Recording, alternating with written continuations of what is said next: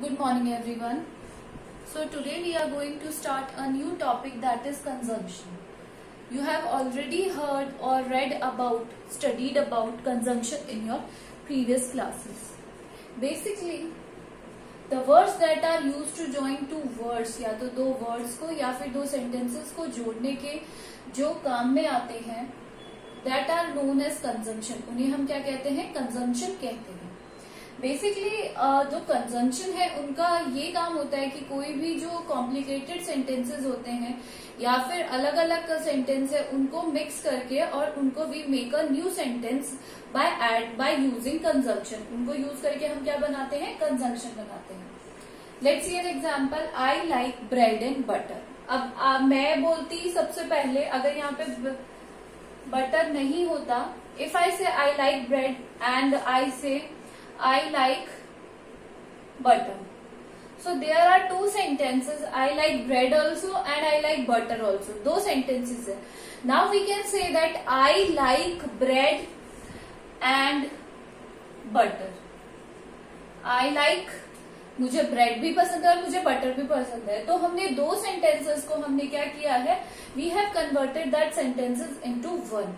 तो यहाँ पर जो एंड है वो क्या है? एक कंजम्पशन है that is used to join two sentences. किसका काम कर रहा है?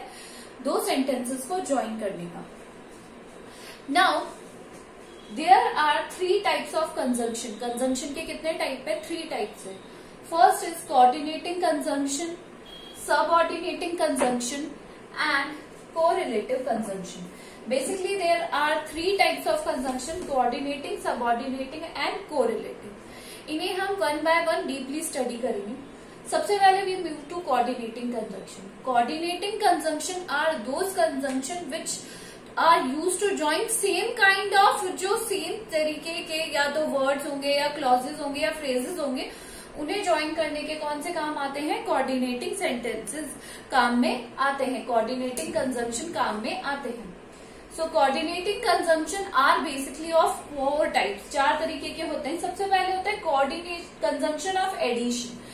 एडिशन का मतलब सेम टाइप का होता है, जिसमें सेम टाइप के वर्ड्स यूज में आते हैं, उन्हें हम बोलते हैं conjunction of addition. For example, जिनमें सेम तरीके के वर्ड्स को हम ज्वाइन करते हैं, जैसे Mona as well as Neetu is honest. मतलब मोना भी ऑनेस्ट है एंड नीतू भी ऑनेस्ट है. तो दोनों का जो जेनर है वो क्या है? एकदम सेम है. तो हमने यहाँ पे किसका यूज में लिया है? As well as. As well as यहाँ पे हो गया conjunction of addition. Understood? Now conjunction of contrast. मतलब in this we talk about the same person but in a very contrastive way. मतलब सेम उसकी दो साइड आपको देखने को मिलेगी. For example, I bought a Scooty. मतलब मैंने एक स्कूटी बॉट की but did not ride it. मैंने उसे चलाया नहीं. तो मेरा यहाँ पे हूं तो मैं एक same person but there are two works that are given. यहाँ पे दो कॉन्ट्रास्ट में काम हो रहे हैं. यानी मैंने स्कूटी भी खरीदी और मैंने उसे चलाया भी नहीं. तो that comes under consumption of contrast. Understood? Now the next is consumption of choice.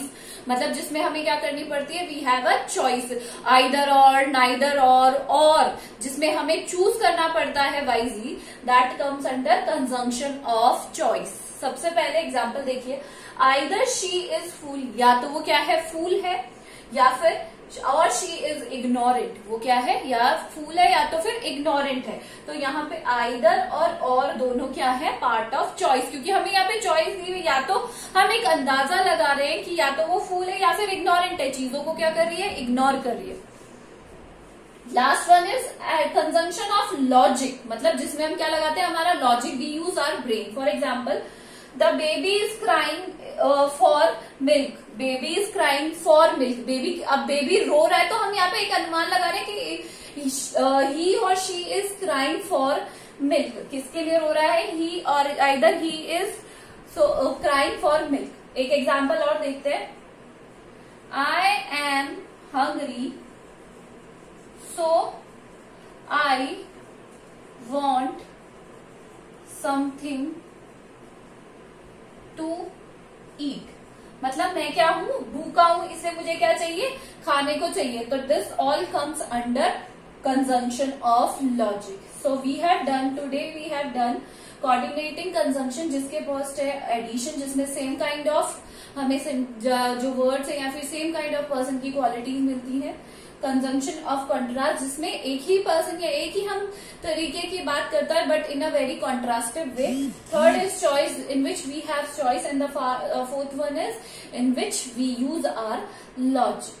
So I hope you have understood this very well.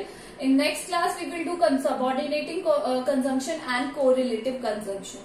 What you have to do, you have to write all these in your copy with the definition and example of each. This is all for today. Thank you.